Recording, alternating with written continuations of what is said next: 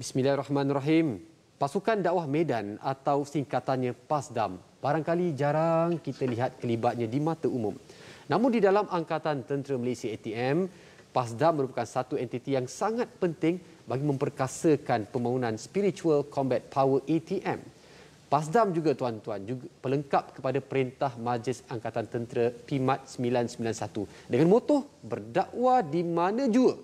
PASDAM melaksanakan program-program kerohanian buat angkatan di udara, laut maupun di darat meliputi anggotanya, isteri serta anak-anak tentera. Kali ini 60 minit bersama Ketua Dakwah Kagat Lieutenant Colonel Muhammad Jihadi bin Haji Ahmad. Kita dekati PASDAM dengan topik membangun Spiritual Combat Power ATM. Assalamualaikum. Apa khabar tuan? Assalamualaikum. Kita sihat, syukur alhamdulillah. Kita jumpa lagi. Alhamdulillah saya tahu ni anak kelahiran Kedah ni. Di mana tadi? Kriang? Saya dilahirkan di Gunung Kriang. Gunung Kriang. Gunung Kriang. Gunung Kriang, bukan Krian. Bukan Krian. Gunung Krian, subhanallah. Dan mungkin kalau kita nak tengok melangkau sejarah, berapa tahun dah berkhidmat dalam ATM ni? Baik, secara dasarnya saya berkhidmat di dalam ATM ni selama 25 tahun. 25 tahun. 25 ke 26 tahun lah. Sebab masuk tentera tu pada 6 September 1996. Subhanallah, pasti dah banyak pengalaman. Saya tengok name tag, saya akan perhati kalau mana-mana anggota datang, saya perhati kat belah kanan tu apa benda ditulis setia, ada bintang, ada Lebanon. Mungkin boleh cerita sikit apakah antara pingat-pingat yang ada tu? Ya, kalau tengok pada pingat tu, pingat ni makna setiap orang adalah pingat yang masing-masing lah. Ada yang pingat panjang, ada yang pingat pendek. Jadi kalau yang ada dekat saya ni, yang pertama tu dia panggil KAT. Kesatria Angkatan Tentera. Pingat tu adalah merupakan pingat anugerah daripada Seri Perdana Gabungan Tuan Agong lah, selaku kita punya ketua pemerintah yang tertinggi di dalam Angkatan Tentera Malaysia. Kemudian diikuti dengan pingat-pingat perkhidmatan. Kita ada pingat PPA, pingat perkhidmatan am, dan pingat perkhidmatan setia. Dan kita ada pingat perkhidmatan yang seseorang tu kalau dia bertugas di luar negara lah, sebagai contoh, dia pergi kawasan PBB, ke Lebanon, ke mana, Somalia sebagainya. So dia ada additional pingat lagi kat situ. Tu macam tu ada Lebanon. Lebanon. Maksudnya dah pernah berkhidmat di luar negara. Saya berkhidmat di luar negara pada tahun 2008 hingga 2009, setahunlah di Lebanon. Banyak pengalaman dan merupakan ketua dakwah Kagat. Dan bila kita cakap tentang Kagat ni, mungkin kita juga nak fahamkan juga Kagat ni ataupun Kor Agama Tentera Malaysia Kagat ni tuan. Macam mana daripada struktur organisasinya di dalam ATM tu macam mana? Ya. Kor Agama Angkatan Tentera ataupun Kagat, dia sebenarnya adalah satu kor daripada 16 kor yang terdapat di dalam tentera darat. Jadi ada semua 16 kor. Ada 17 kor. Kor Kagat ni adalah kor yang ke-16. Secara umumnya dia adalah merupakan suatu kor yang telah dipertanggungjawabkan untuk melihat ataupun memperkasakan dari segi kekuatan spiritual, kekuatan kerohanian warga Angkatan Tentera Malaysia, terutamanya khususnya kepada barisan ketenteraan. Dan secara umumnya Kagat ni dia memberi perkhidmatan yang menyelinap ke semua perkhidmatan, iaitu perkhidmatan darat, laut maupun udara. Dan kita maksudnya dikontrol oleh satu pihak, iaitu Jabatan Arah Kagat. Di semua darat, laut, udara di Malaysia Timur, Malaysia Barat, semua akan wujudlah perjawatan Kagat di situ.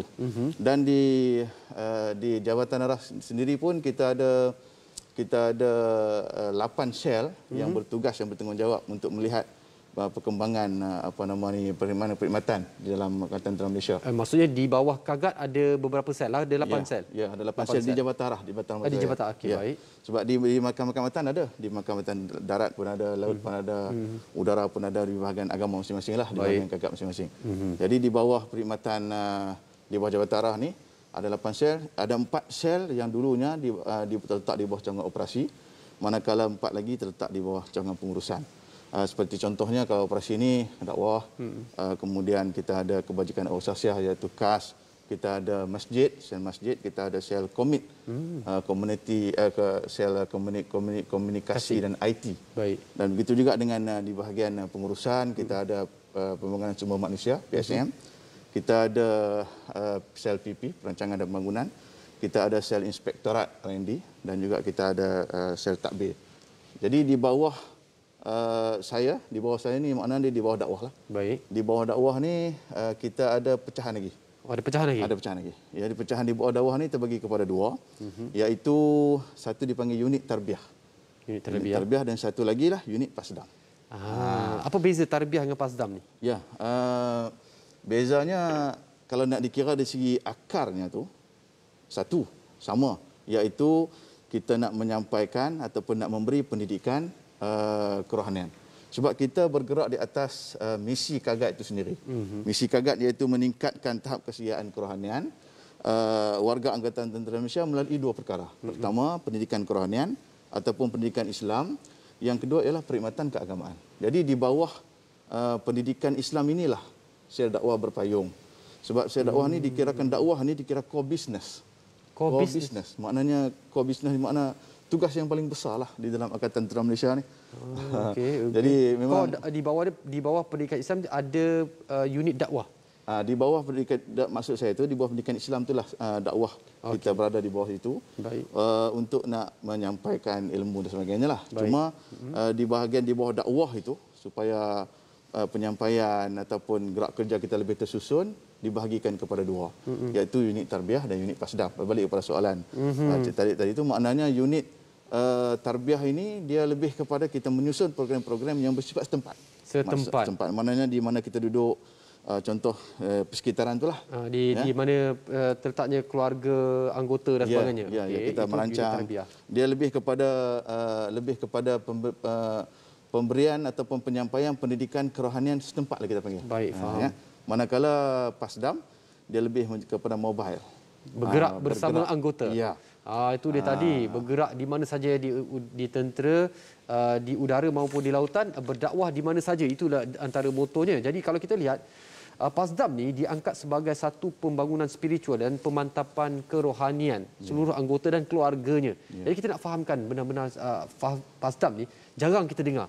Bahawa Pasdam ni dikenali sebagai kuasa tempur kerohanian. Macam mana tu tuan? Ya. Sebenarnya sebelum saya nak sentuh Pasdam dengan lebih lanjut tu, saya nak panjangkan sikit di dalam ATM itu sendiri, bahawa pada saya beranggapan semua institusi di dalam negara ni, saya rasa tidak ada satu institusi yang memberi perhatian yang penuh kepada kerohanian warga ataupun kerohanian orang yang mengisi di jawatan-jawatan tertentu lah. Baik. Maka sebab itu kita tengok Angkatan Tentera Malaysia ni telah memberi ruang yang cukup luas kepada kor agama Angkatan Tentera khususnya lah untuk memacu kekuatan kerohanian melalui sel dakwah dan juga melalui Pasdam.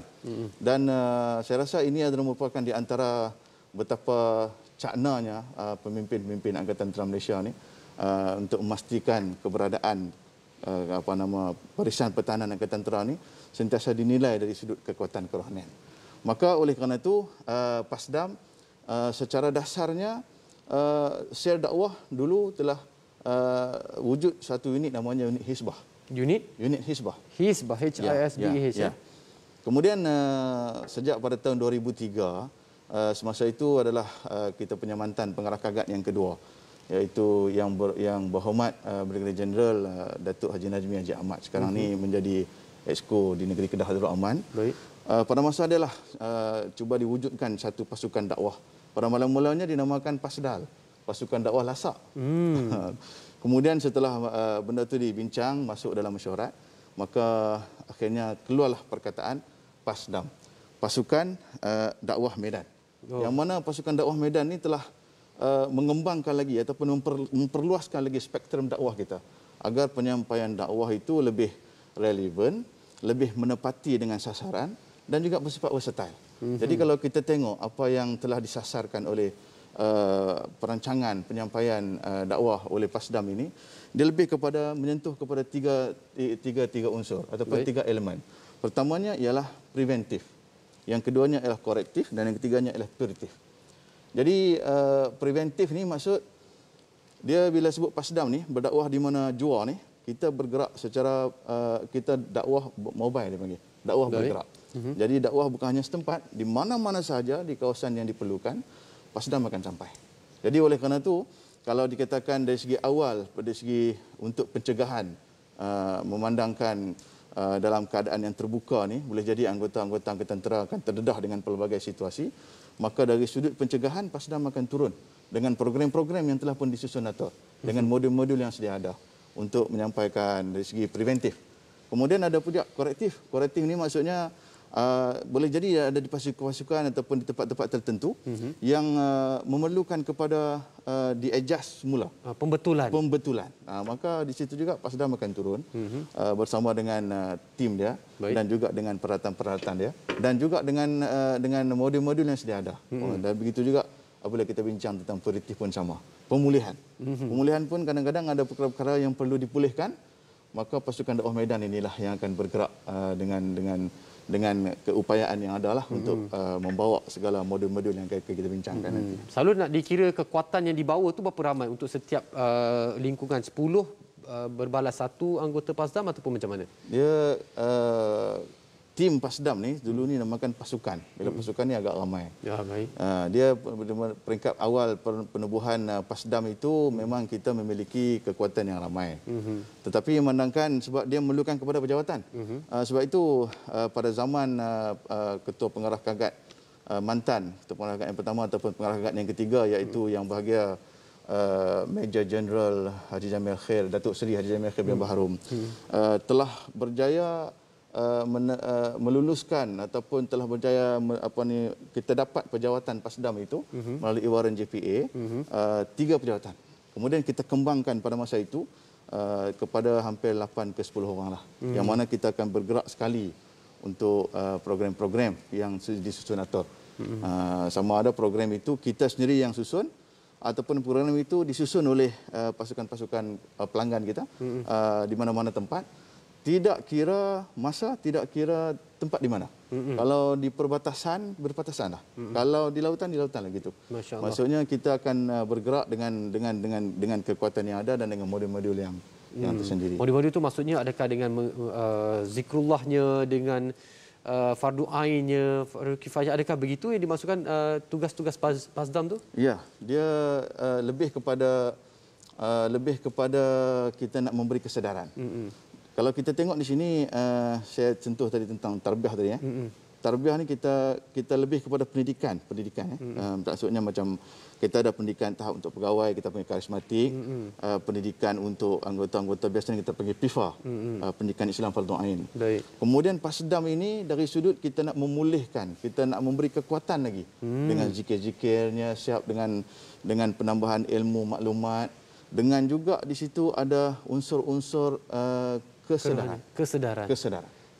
Itu yang penting tu sebab bila kita kata tahu dan sedar itu kan dua benda yang berbeza. Kadang-kadang kita memberi maklumat dia tahu, tetapi kesedaran itu kurang. Maka di situlah kita akan robek jiwanya dengan kesedaran-kesedaran tertentu supaya dia rasa wujudnya, keberadaan dia di dalam Angkatan Tentera Malaysia itu sebagai satu nikmat yang besar yang dia perlu syukurilah. Subhanallah, dan ini sebagai satu amanah dan tanggungjawab yang perlu dilaksanakan. Dan saya tadi sempat menjeling kepada paparan yang disediakan, antara lain adalah Pasdam juga turut membantu anak-anak, isteri kepada anggota. Dari segi aspek macam mana? Kalau tadi Pasdam menjurus kepada di lapangan. Tapi kalau isteri dan anak-anak, adakah itu lebih kepada unit tarbiyah di bawah Kagat ataupun macam mana? Dia Pasdam juga tu. Pasdam juga. Sebab dia gini, kita memberi perkhidmatan di dalam Angkatan Tentera Malaysia bukan hanya kepada tentera sahaja. Dia adalah melengkapi kepada warga Angkatan Tentera Malaysia. Bila sebut warga ni, isteri dan anak-anak juga adalah merupakan sebahagian daripada tanggungjawab Pasdam. Tanggungjawab untuk memberi perkhidmatan pendidikan Islam. Maka kerana itu, untuk isteri dan untuk anak-anak ni kita ada program tertentu yang boleh saya sebut di sini. Kita sebut dengan namanya Semarak Rohani. Semarak Rohani. Ya, Semarak Rohani. Semarak Rohani ini makna satu program yang kita laksanakan. Kita turun, Pasdam ini akan bergerak ke satu kawasan, ke satu penempatan di situ kita akan pecahkan pula program-program itu. Pecahkan kepada program untuk kita panggil suami-suami, program untuk isteri dan suami kita panggil program keluarga sakinah ataupun keluarga mawaddah. Oh, bagus. Kemudian untuk anak-anak. Untuk anak-anak ni kita pecahkan kepada projek namanya program Jerry kanak-kanak. Ada juga. Ada jadi kanak-kanak. Jadi kanak-kanak untuk sekolah-sekolah kan. Dan juga kita pada masa itu kita tekankan tentang kebolehupayaan dari sudut menguasai ilmu fardu ain dan juga ilmu Al-Quran. Jadi itulah di antara perkara yang bila sekali kita turun untuk program kita nak mengatasi masalah ataupun nak memberi perkhidmatan pendidikan Islam kepada warga Angkatan Tentera Malaysia, merangkumi suami ataupun pekerja ataupun petugas ataupun anggota itu sendiri dan juga melebar ia kepada isteri dan juga kepada anak-anak. Maksudnya sementara si ayah berjuang di lapangan, bertugas, keperluan ilmu fardu ain, fardu kifayah kepada isteri dan anak tidak dilepaskan dan ditanggung ataupun digalas oleh PASDAM begitu. Masya Allah. Tahniah kami ucapkan, Masya Allah, memang cukup luar biasa. Baru kita faham, oh ini rupanya tugas PASDAM. Kalau tidak kita dengar apa PASDAM ni, kita pun tak tahu. Dan syukur Alhamdulillah hari ini kita diberi kesempatan untuk mendekati dengan lebih dekat PASDAM. Dan sebenarnya kita juga tertanya-tanya, bila nak berdakwah ataupun nak menjalankan dakwah di mana-mana saja, kadang-kadang ianya perlu merentasi segala ruang kuasa. Tapi dalam Angkatan Tentera kita tahu dia perlu ada hierarki, ada yang berpangkat besar dan sebagainya.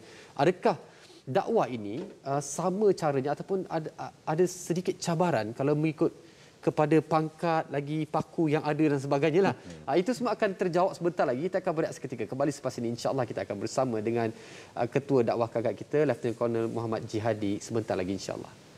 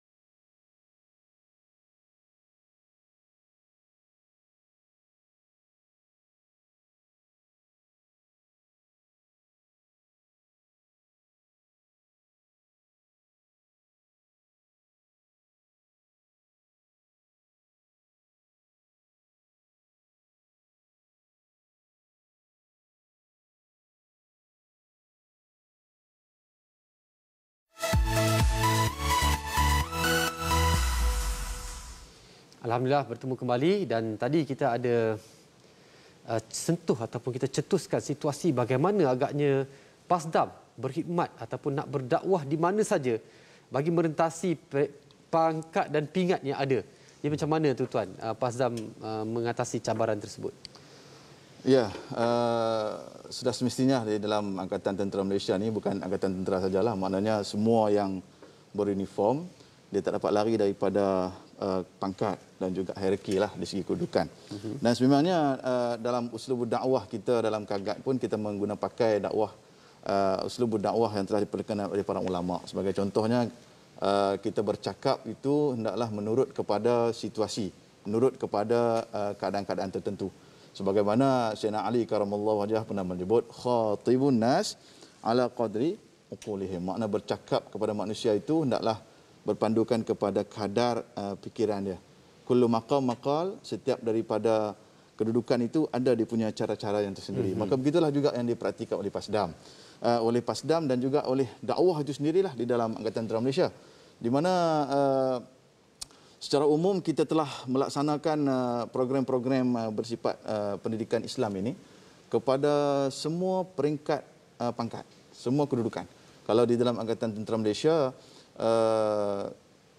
dua gerombolan yang besar ataupun dua kelompok yang besar dipanggil sebagai pegawai dan anggota lalin pangkat.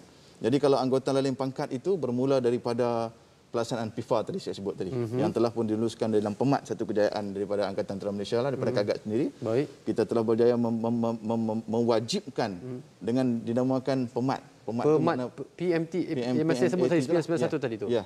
Itu satu yang pemat yang PIFA ni, dia pemat 1 2013. Baik. Dalam pemat ini telah mewajibkan semua anggota daripada peringkat bawah sampai ke peringkat tertinggi anggota lah, dia mesti lulus PIFA. Jadi mana dia satu pendidikan tanpa sempadan daripada dia mula masuk di dalam Angkatan Tentera Malaysia peringkat bawah sehinggalah dia sampai ke peringkat tertinggi di dalam peringkat bawah, itu pegawai waring 1 sebagai contoh. Di dalam pegawai juga ada, iaitu pegawai-pegawai muda, kita perkenalkan namanya kursus karismatik kepimpinan Islam, KKKI namanya. Kemudian di peringkat label pemerintah, peringkat Lieutenant Colonel ataupun Colonel pemerintah lah, kita namakan dengan Lestari Kepimpinan Islam. Lestari Kepimpinan Islam. Ya. Kemudian di peringkat atasan, di peringkat tinggi, kita sebut dia sebagai Naim, Naduah Kefahaman Islam. Naduah Kefahaman Islam. Jadi itulah di antara produk-produk yang kita ada supaya penyampaian dakwah itu sampai dan menepati objektif. Kalau kata di peringkat bawahan, di peringkat PIFA, kita telah susun aturkan. Makna kalau PIFA tahap 1, apa kita punya instit yang kita nak. Baik. Dia boleh apa. Kemudian sampai di peringkat, kalau seseorang tentera itu, dia masuk tentera sampai dia pencen, dia sudah mampu menguasai lah seluruh ilmu di dalam pendidikan Islam Fardhain. Itu kita punya matlamat yang kita nak lah. Hasil daripada itu kita juga telah menggariskan secara teori untuk menjadi imam, untuk wirid-wirid apa semua. Maknanya kalau dia tamat dalam perkhidmatan tu, dia boleh gunakanlah ilmu-ilmu ni di luar. Dia boleh masuk berkecimpung dalam masyarakat. Kalau kata pun kalau tak boleh jadi imam pun, kalau secara terkejut tu dia boleh jugalah. Kalau kata Pak Mertua nak tepuk bahu so jadi imam tu tak terkejut lah. InsyaAllah boleh lah. Kalau dengan ini dia calon-calon suami atau calon-calon bakal menantu yang perlu dicari. Kena pergi banyak ke ATM insya-Allah. Dan tuan, kita pun faham bahawasanya kalau macam tuan kata ianya merentas pangkat dan sebagainya. Apa pula kalau kita tengok Angkatan Tentera dan sebagainya, ianya kadang-kadang ada tradisi-tradisi tertentu yang barangkali diwarisi daripada kegiatan ataupun aktiviti daripada generasi yang terlebih awal. Adakah Pasdam menghadapi cabaran untuk menghentikan atau memperlahankan aktiviti kalau ada, misalnya kata, dan bagaimana ia nak diselaraskan dengan kehendak agama? Baik. Kalau membincangkan dari sudut tradisi, sememangnya benda itu wujud. Sebab kita faham Angkatan Tentera Malaysia ni telah mengalami proses perjalanan yang panjang. Dari segi revolusinya pun panjang. Dia telah berubah dari sudut sebab dia dulu kita di bawah British. Kemudian setelah mengalami proses evolusi demi perubahan-perubahan, sudah tentulah ada di sana beberapa, kita panggil beberapa budaya-budaya ataupun aktiviti-aktiviti yang kita kata yang agak kalau tak bercanggah pun menyalahi dari sudut syarak. Dan ada benda yang telah berjaya kita neutralkan kembali. Saya bagi contoh di sini lah kalau tidak menjadi satu kesalahan. Contohnya seperti tos. Tos ni adalah satu budaya yang kalau di dalam kita dalam majlis regimental kita ada minum air. Kalau dulu semasa British, air itu adalah arak. Tetapi kita telah tukarkan ianya kepada air minuman biasa dan ianya boleh dilaksanakan. Maknanya dia tidak bercanggah dengan syarak. Dia boleh dilaksanakan. Ada aktiviti-aktiviti yang boleh kita adjust, yang telah kita sesuaikan dengan kehendak syarak. Sebagai contohnya hormat pedang pun begitu juga. Dan suka juga saya sebutkan bahawa setelah Kor Agama Angkatan Tentera Kagat ni telah ditubuhkan secara resmi pada 16 April 1985, telah banyak kejayaan-kejayaan yang ditempa oleh Kagat, terutamanya dalam proses penerapan nilai-nilai Islam di dalam Angkatan Tentera Malaysia. Dan ini sebenarnya berlaku, kejayaan ini hasil daripada komitmen juga daripada pimpinan-pimpinan tertinggi Angkatan Tentera Malaysia, yang mereka melihat bahawa kewujudan Kagat memberi ruang yang sangat besar kepada Kagat untuk menyesuaikan kembali. Ada di antara perkara-perkara yang boleh kita selaraskan dengan kehendak Islam, diselaraskan dengan kehendak Islam. Contohnya, sebagai contohlah, tadi kita sebut Pemat 991. Pemat 991 ini adalah satu perintah yang mewajibkan semua anggota Angkatan Tentera mesti menghabiskan 857 jam setahun. Maknanya dalam proses itu setahun dia mesti habiskan. Masanya itu untuk pendidikan agama. Masya Allah. Jadi itu di antara dasar-dasar yang telah berjaya kita adakan. Dasar pendidikan mental dan kerohanian Islam. Dan PIFA pun satu kejayaan. Pengharaman arak di dalam ATM, satu kejayaan yang besar sebenarnya. Sebab kita ada di bawah Kagat ni ada satu jawatan kuasa yang sangat besar yang namanya JIPNI, Jawatan Kuasa Induk Penerapan Nilai-Nilai Islam, yang kalau di sana ada isu-isu yang berbangkit, maka kita akan bawa isu itu untuk diperbincangkan sehingga ke peringkat atasan Angkatan Tentera Malaysia. Dan sekarang ni peringkat atasan Angkatan Tentera Malaysia, baik Panglima Angkatan Tentera maupun Panglima Angkatan, sangat memberi kerjasama yang sangat baik, dan mereka sangat membantu dan memberi ruang yang luas kepada Kagat untuk beroperasi, terutamanya di dalam menyebarkan dakwah Islam. Dalam istilahnya ialah mengajak kepada kebaikan dan juga mencegah kepada kemungkaran. Jadi begitulah pelaksanaannya, sehingga kan Kagat menyelinap masuk sehingga ke kawasan-kawasan yang kita kata kalau dulu kawasan itu boleh jadi tak terjangkau untuk kita nak solat Jumaat di situ. Contoh contoh seperti solat Jumaat di lapang sasar, tempat tembak, latihan menembak. Dulu tak terlintas kita untuk nak adakan solat Jumaat di situ. Jadi kita usahakan buat kereta kerja melalui kita punya sel, namanya sel cawangan perancangan dan pembangunan, PP. Hasil daripada itu kita bawa ke Jabatan Mufti, dan alhamdulillah telah ada kejayaan untuk supaya anggota-anggota kita ni tetap melaksanakan perintah Allah Subhanahu Wa Taala walau dalam apa situasi dan apa keadaan sekalipun. Subhanallah. Tengok tu betapa besarnya peranan Kagat dan juga Pasdam di mana saja berada, insya-Allah kalimah la ilaha illallah ataupun ialah dengan membesarkan Allah SWT itu sentiasa ada di mana saja. Dan kita lihat program-program jasmani, emosi, rohani dan intelektual ataupun Jerry 561 je tuan, merupakan antara inisiatif pihak Kagat untuk meningkatkan aspek spiritual combat power anggota ATM. Jadi kita nak fahamkan bagaimana mungkin tuan boleh sentuh dengan lebih terperinci program Jerry 51 ini boleh membantu mencapai objektif Pasdam. Ya. Sebenarnya program Jerry 561 ataupun singkatan penuhnya adalah jasmani, emosi, rohani, intelek. 561 adalah satu produk yang telah dihasilkan dan merupakan salah satu daripada gerak kerja Pasdam. Untuk Jerry ini dia di bawah preventif, di bawah kata kunci untuk preventif dan juga korektif. 561 sebenarnya adalah benda-benda yang dekat dengan kita. 5 itu adalah rukun Islam, 6 itu rukun iman, dan 1 itu ialah ihsan. Subhanallah. Jadi Jerry 561 ini sebenarnya adalah penafsiran kepada firman Allah Taala dalam surah Al-Anfal ayat 60. Wa'iddu lahum mastata'tum min quwwah. Yang min quwwah itulah yang kita telah terjemahkan daripada kekuatan, sebagaimana kekuatan seorang manusia, anggota tentera itu sendiri nak membina kekuatan dirinya sendiri. Dia kata man behind the machine, orang yang di belakang senjata tu nak memperkasakan kerohanian dia itu macam mana. Jadi kita nampak 4 elemen penting lah. Pertama jasmani, emosi, rohani, intelek.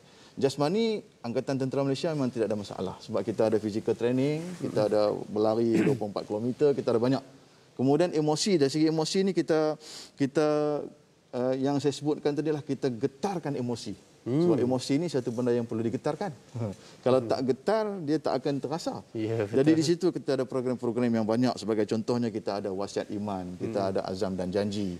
Di antara perkara-perkara yang boleh kita sentuh kalbu dia, kita sentuh kesedaran dia supaya dengan itu dia rasa betapa kerdilnya itu di hadapan Allah Subhanahu wa taala. Begitu juga kita ada untuk rohani. Rohani kita ada safar roh, safar rohani. Safar rohani ini kita buat sebagai contohnya qiyamul lail, kembara dini hari. Kita ada aktiviti dalam kumpulan yang lebih menyentuh kepada apakah perkara yang perlu ditanam di dalam roh kita. Apa makanan roh, apa minuman roh yang perlu diperkasakan. Begitu juga kita ada intelek lah. Intelek ini untuk nak membina balik kekuatan ilmu. Dengan intelek ni maknanya kita ada jaulah akliyah. Dari sudut kita mengadakan program-program bersifat penambahan ilmu. Sebagai contohnya kita ada program mengenal Tuhan Maha Pencipta. Kita ada program kekasih Allah untuk memperkenalkan siapa Nabi SAW. Kita memperkenalkan pula tanda-tanda keagungan Allah Subhanahu Wa Taala. Kita juga ada iktibar kehidupan. Jadi banyaklah di antara dalam program Jerry itu yang kita laksanakan lebih kurang 3 hari 2 malam. Kita padatkan di situ semua program yang menyentuh keempat elemen yang membentuk kemanusiaan, iaitu jasmani, emosi, rohani dan intelek. Dan alhamdulillah setakat ini ianya telah berjaya dilaksanakan dan kita memang selalu selepas program kita akan adakan validasi, melihat adakah kesan-kesan yang baik, dan alhamdulillah program Jerry itu sendiri pun telah mengalami banyak perubahan, penambahbaikan untuk nak memastikan supaya perjalanan modulnya itu menepati dengan sasaran dan mencapai objektif yang diciptakan. Masya-Allah. Maksudnya Jerry ini berlaku di mana-mana saja di lapangan ataupun di bahagian keluarga dan sebagainya. Tadi saya ada dengar tentang Jerry kanak-kanak dan sebagainya. Masya-Allah. Dan tuan, bagaimana kita kalau sentuh juga bila bertugas sebagai anggota ATM ni, bertugas di perbatasan negara itu memang menjadi lumrah. Kalau tak di perbatasan negara pun mungkin di luar negara, berada di tempat yang agak kritikal dan sebagainya. Adakah PASDAM turun padang bersama-sama dengan prajurit untuk melaksanakan program sebegini rupa, dan apakah antaranya program yang dilaksanakan? Ya. Memang satu perkara yang kita perlu kita perlu akui lah. Angkatan Tentera Malaysia ni di perbatasan itu dah macam jadi rumah dia yang kedua lah. Maknanya di perbatasan tu memang dah wajib dia ada di situ. Dan PASDAM, asas kewujudan PASDAM ni pun memang kita atur gerakkan mobile team untuk bergerak untuk memberi perkhidmatan pendidikan Islam ini, tak kira di mana. Kalau di kawasan penempatan pun dia, kalau di perbatasan pun dia, di sempadan-sempadan negara pun dia. Dan untuk di kawasan perbatasan ni kita jenamakan dia dengan produksi. Program dakwah kawasan operasi. Jadi kalau produksi ini, program dakwah kawasan operasi ini, kita buat di perbatasan. Maksudnya kalau ops itu di daratan, seperti di sempadan-sempadan Malaysia dengan Thailand, ataupun sempadan-sempadan lautan, seperti di Sabah dan seumpamanya. Kita wujudkan program-program yang seumpama itulah yang lebih bersifat produksi. Dan dia punya matlamat produksi ini sebenarnya ialah kita nak memberi kesedaran kepada anggota yang sedang bertugas bahawa mereka adalah insan-insan terpilih. Sebab kita mengambil punca kuasa daripada sabda Nabi SAW, ainani la tamassuhuman nar, ainun bakat min khasyatillah wa ainun batat tahrusu fi sabilillah. Dua mata yang tidak akan disentuh oleh api neraka, iaitu mata yang menangis kerana takut kepada Allah dan mata yang berdebu dia kerana dia berjaga fi sabilillah. Tahrusu fi sabilillah ni maknanya di dalam perbatasan. Jadi untuk itu Kagat ataupun PASDAM secara langsung akan turut bersama-sama dengan anggota-anggota yang berada di batasan.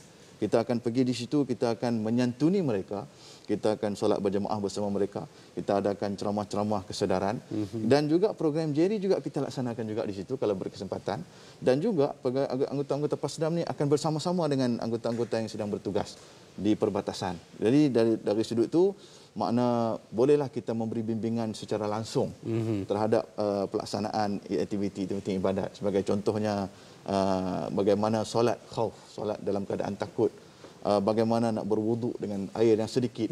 Macam kita dapat lihat tadi di paparan di Medan, pakai satu botol air je untuk botol air macam mana.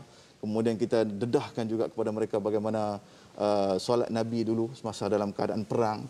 Jadi perkara-perkara ni kalau kita turun bersama-sama dengan anggota, dia akan rasa lebih mendapat manfaat dan dia akan rasa betapa kita mengambil berat terhadap perkhidmatan dia, dan sesungguhnya itu memberi satu cetusan dan kekuatan yang cukup hebat kepada jiwa Angkatan Tentera itu sendiri. Baik, Masya Allah. Bermaksud PASDAM sentiasa berada di sisi anggota, tak kira di perbatasan ataupun di mana saja, Masya Allah. Dan Tuan, kalau kita tahu setiap adalah orang mengatakan bahawasanya kadang-kadang dalam setandan pisang tak semuanya elok.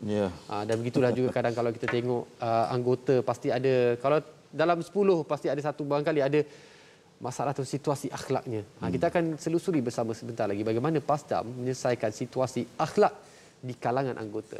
Rehat seketika.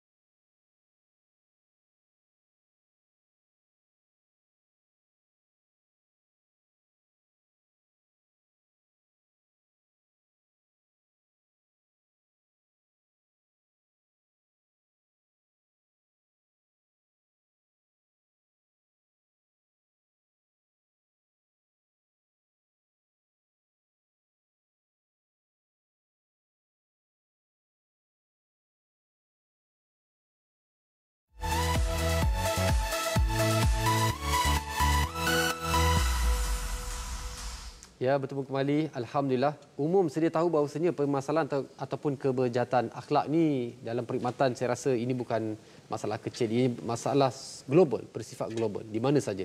Dan bagaimana PASDAM mengatasi ataupun menyantuni masalah-masalah berkaitan dengan akhlak di kalangan anggota, barangkali keluarga? Ya. Sebagaimana Tuan sebut tadilah, bahawa masalah akhlak ni adalah masalah sejagat, masalah global lah. Dia bukan saja kita kata mustahil lah kalau sesuatu institusi itu kita kata sampai 100% dia langsung tidak ada masalah. Bahkan bukan Angkatan Tentera Malaysia ni satu kita kata entiti di dalam masyarakat yang besar. Dalam masyarakat pun dah macam-macam, dalam Angkatan Tentera pun wujud jugalah benda-benda yang macam tu. Jadi walau bagaimanapun kewujudan PASDAM itu sendiri secara khusus dan KAGAT adalah sebenarnya untuk melihat kepada perkara-perkara yang seperti ini.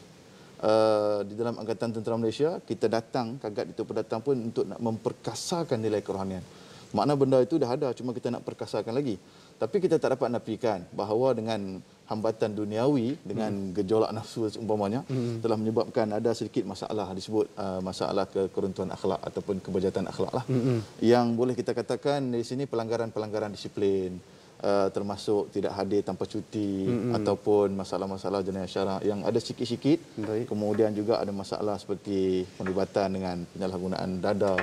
Sebab dia di dalam kelompok masyarakat yang kecil ini juga dia terlibat dengan masyarakat yang besar. Maknanya ada penjumpa dengan masyarakat lain, masyarakat luar. Dia akan ada interaksi masing-masing menyebabkan dia kadang-kadang terpengaruh. Jadi untuk itu kita buat satu program namanya program puratif.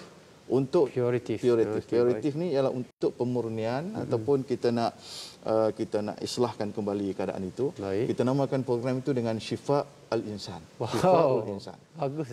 Untuk mengubati penyakit manusia. Jadi pada asasnya program Syifa Al-Insan ini telah lama kita laksanakan, hampir 10 tahun lebih. Pada masa peringkat awal dulu kita bekerjasama dengan polis. Ya, pernah kita kerjasama dengan polis. Tambah-tambah semasa kita National Blue Ocean Strategic tu kan, BOS pada masa tu, kita buat sesuatu khusus yang khas.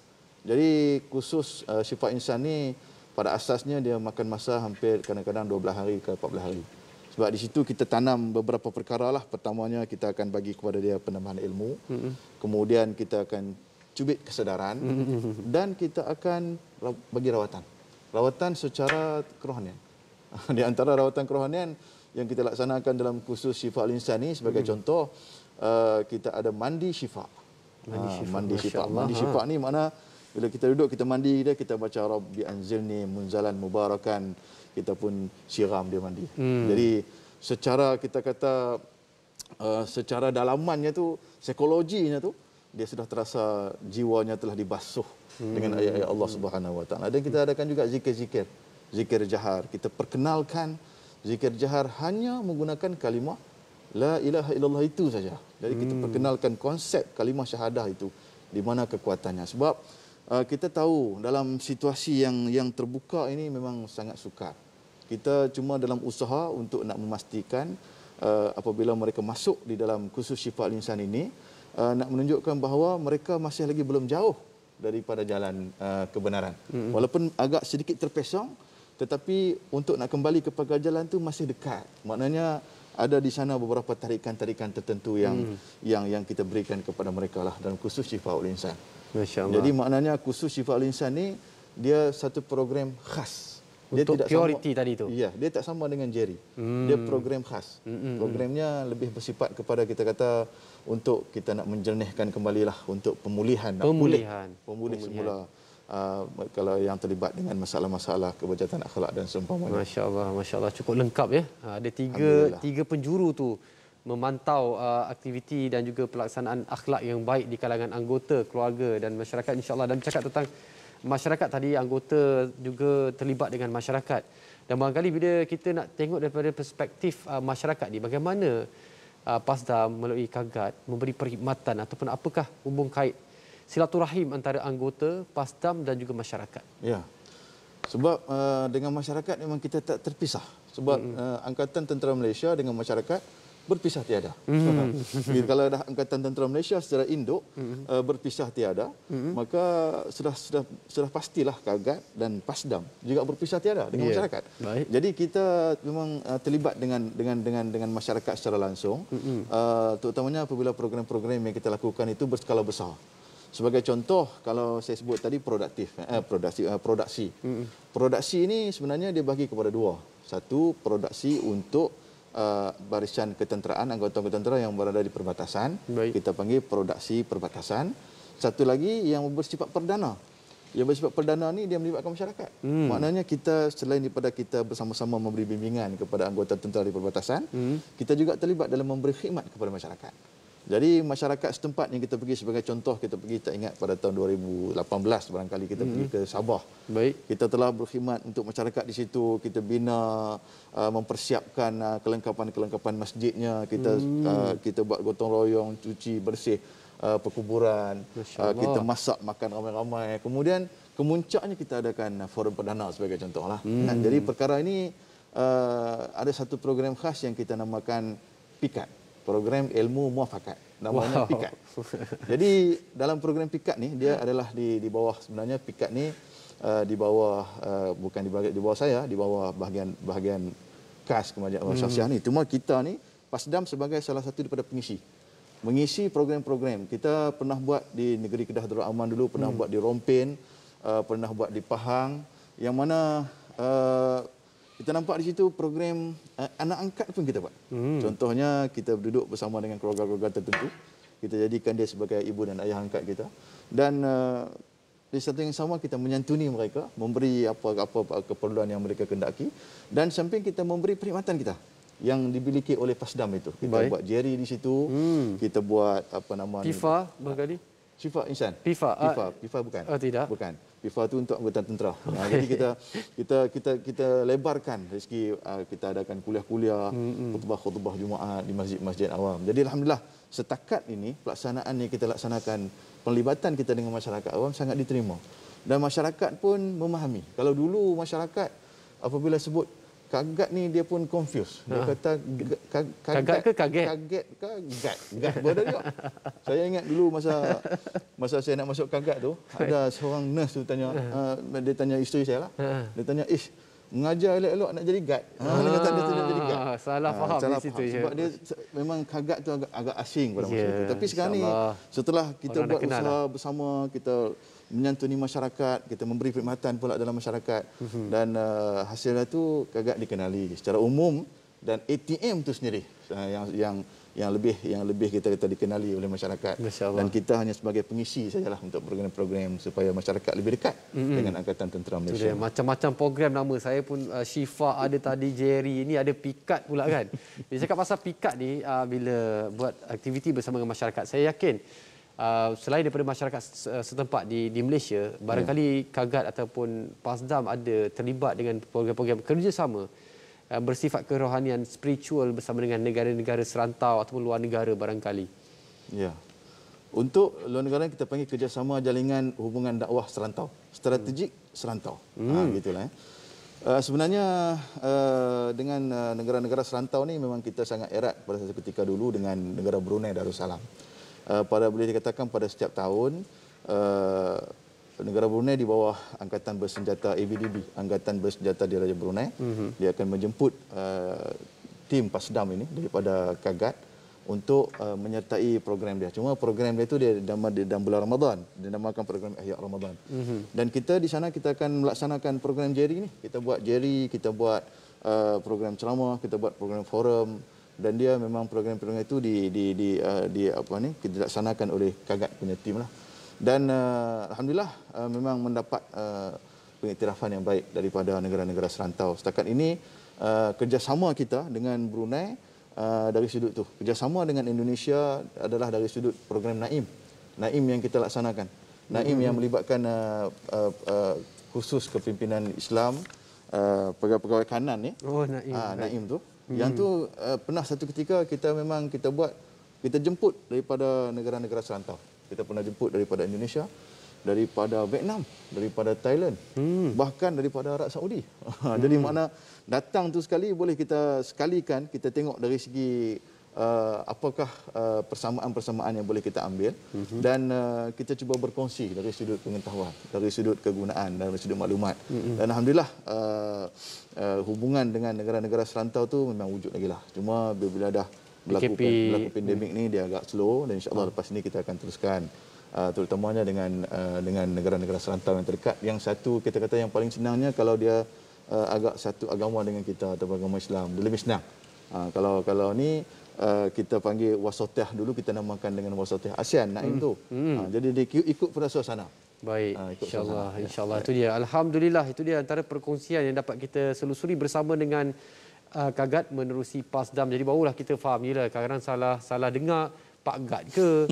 Macam tadi Tuan katakan salah faham ini kadang berlaku sebab kita kurang cakna. Jadi malam ini ataupun petang ini kita berkesempatan untuk kenal dengan lebih dekat Kagat dan menyelami apakah aktiviti-aktiviti ataupun perkhidmatan yang telah diberikan oleh Pasdam. Bukan saja buat anggota, keluarga, anak-anak, tapi kepada masyarakat. Dan kita akan berehat seketika. Kembali selepas ini, kita nak tahu dengan pensijilan tadi saya dengar, dengan kebolehan para anggota, dengan ilmu yang diterapkan kepada anggota-anggota melalui aktiviti yang dilaksanakan oleh Pasdam juga Kagat ini, saya sangat yakin anggota ataupun nilai ataupun value yang ada pada anggota Kagat ini cukup tinggi.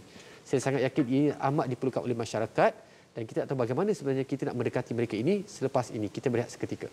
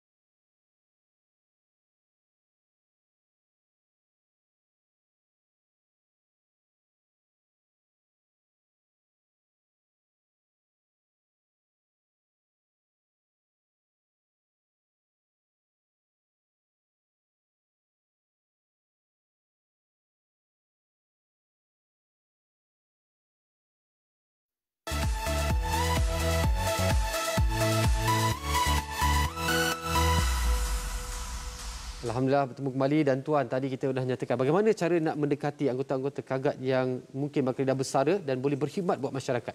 Ya. Sebenarnya dia khas sama ada untuk anggota Angkatan Tentera Malaysia ataupun untuk anggota Kagat.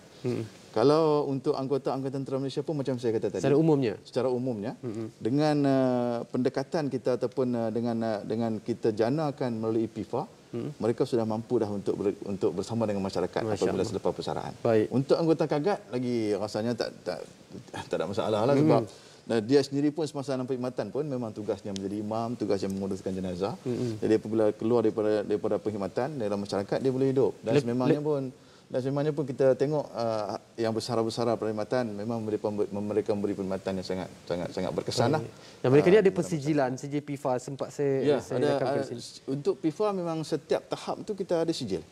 Maknanya selepas tahap 1 ada sijil, tahap 2 ada sijil. Maknanya kalau seseorang anggota tentera tu dia tamat perkhidmatan dengan penggawaran 1, dia memiliki 5 sijil. Masya Allah. Jadi 5 sijil ni dia dah boleh bawa dah kalau nak ikut ke mana-mana ke masjid untuk tunjuk ini kelaikan yang saya ada lah. Cukup besar kesan Pasdam dan Kagat. Mungkin Tuan boleh berikan peluang di saat ini, mungkin nak katakan sesuatu pada semua yang sedang menonton. Betapa pentingnya Kagat dan juga Pasdam buat anggota, buat keluarganya dan buat masyarakat. Ya. Sebelum saya nak fokuskan kepada Pasdam itu sendiri, saya nak fokuskan kepada masyarakat. Bahawa kita masyarakat secara umumnya kita semuanya kita punya tanggungjawab. Kita punya tugas lah. Terutamanya kalau membincangkan tentang semangat patriotisme dan juga kecintaan kepada negara. Jadi cuma cara kita tu boleh jadi pelbagai. Walau macam mana cara sekalipun kita nak menyatakan kecintaan kita kepada negara, kita hendaklah memastikan bahawa niat kita tu ataupun dalaman kita tu mestilah mengutamakan negara. Dalam istilahnya disebut hubbul watan wajtihadu ala hurriyati. Kita cintakan kepada negara kita dan kita berusaha bersungguh-sungguh untuk mempertahankan kemerdekaan negara kita. Jadi untuk masyarakat sokonglah ataupun berilah komitmen yang penuh ataupun kita kata kalau bantuan dan seumpamanya kalau yang bersesuaian ataupun kita hormatilah dari satu sudut ini kekuatan ini barisan pertahanan negara ni yang tidak pernah jemu dalam melaksanakan tugas. Berilah sokongan kepada mereka. Dan untuk Pasdam itu sendiri sebenarnya setelah kita bincang ni, Pasdam adalah satu unit ataupun satu pasukan yang sangat penting. Terutamanya di dalam memperkasakan kekuatan kerohanian, spiritual combat power, untuk memberi kesedaran kepada warga Angkatan Tentera Malaysia sebenarnya bahawa mereka ni adalah golongan yang sangat terpilih. Dan mereka sangat kena bersyukur kerana mereka berada di bawah satu institusi organisasi yang besar yang melihat kekuatan kerohanian secara terus. Ada satu institusi yang telah diamanahkan untuk melihat kekuatan kerohanian. Itu rasanya sukar untuk ada di tempat-tempat lain. Tapi dalam Angkatan Tentera Malaysia ada.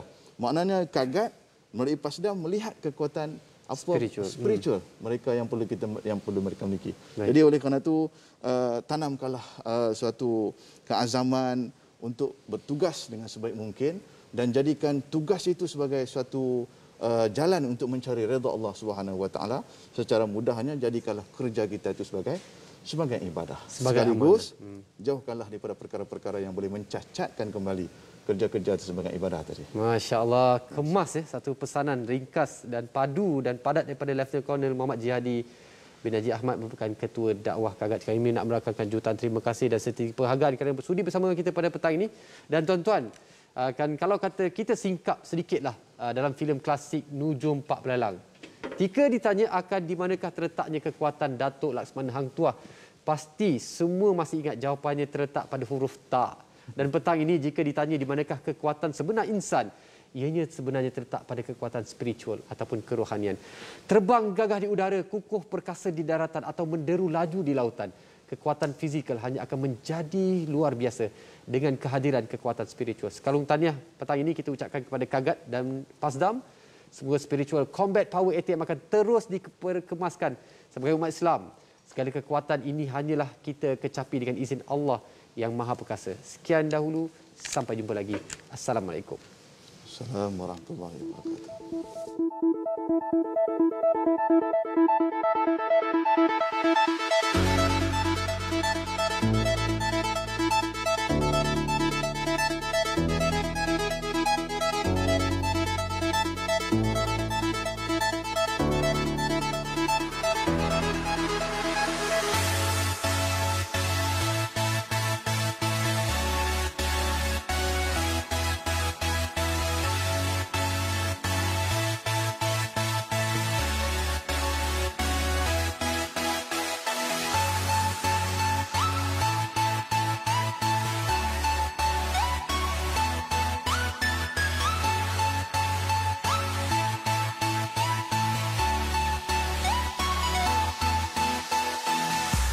Rancangan